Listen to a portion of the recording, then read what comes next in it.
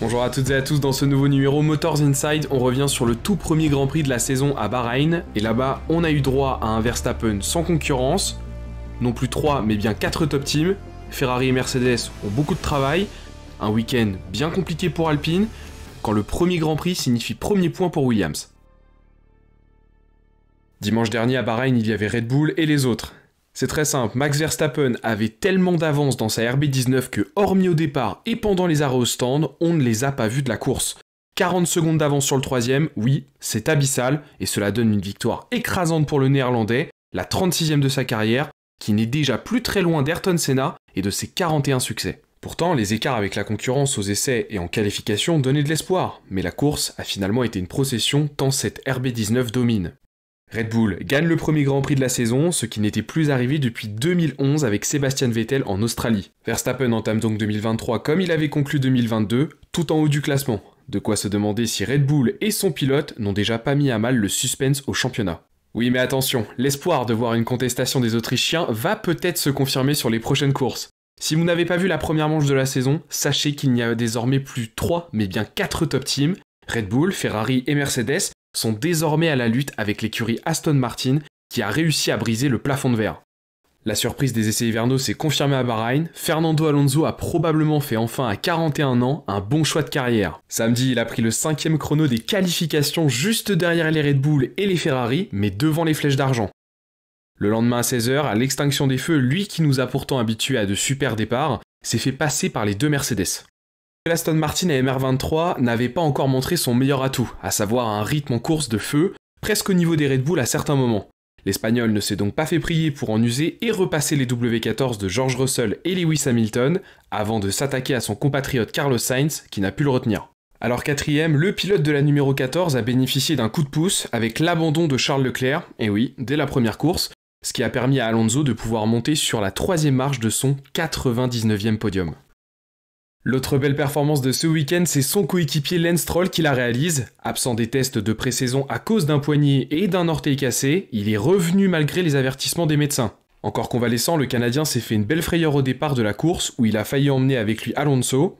Hormis ça, il est parvenu à décrocher après 20 derniers tours de souffrance une très belle 6e place devant la Mercedes de George Russell. Pas mal pour quelqu'un qui ne devait revenir que dans un mois au Grand Prix d'Australie. Cette première épreuve en a aussi probablement déçu plus d'un, pourtant pas si loin des Red Bull en qualification, le malheureux Charles Leclerc tenait la 3e place en course. Oui mais ça, c'était avant d'être contraint à l'abandon, le monégasque a dû s'arrêter à cause d'un problème venant de l'unité de contrôle électronique et qui avait déjà été changé avant le départ. Dimanche a aussi confirmé que la SF23 du cheval cabré détruit ses gommes, en témoigne la fin de course de Carlos Sainz qui était presque sur la toile et ne rapporte que 12 petites unités avec sa 4e place. Même s'il ne faut pas oublier que cette première course a eu lieu sur le circuit de Sakhir, réputé comme très abrasif pour les pneus et qui se déroule dans des conditions bien particulières. Pour eux aussi, c'est la douche froide, bien qu'à la bataille avec Ferrari et Aston Martin, les Allemands de Mercedes n'ont pas réussi à rejoindre les Red Bull, avec une monoplace encore loin du compte, Hamilton et Russell finissant 5e et 7e de cette première manche. L'équipe semble être désormais la 4e force du plateau comme l'affirmait le septuple champion du monde après la course, qui est encore loin de pouvoir obtenir une 104e victoire. Alors que Mercedes ne voulait pas copier sur la concurrence, la W14 devrait accueillir une version B dans les prochains mois. Certains évoquent une Aston Martin toute noire.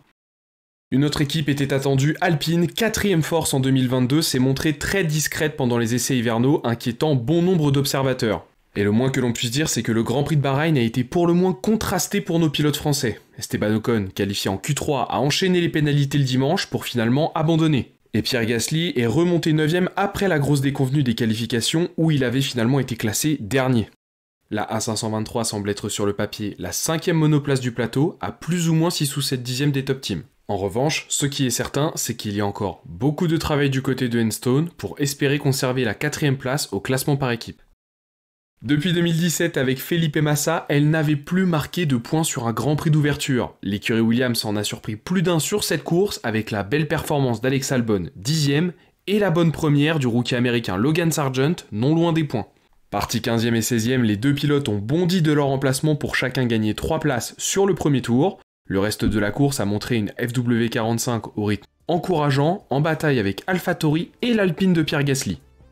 Voilà pour l'essentiel de l'actualité Motors Inside, et avant de se quitter, la question du jour, est-ce que comme Verstappen, vous voyez Aston Martin remporter au moins un Grand Prix cette saison? Pour ne rien manquer des prochaines vidéos, n'hésitez pas à vous abonner à la chaîne et à vous rendre sur le site Motors Inside pour tout connaître de l'actualité ou sur nos réseaux Facebook, Twitter, Instagram et TikTok.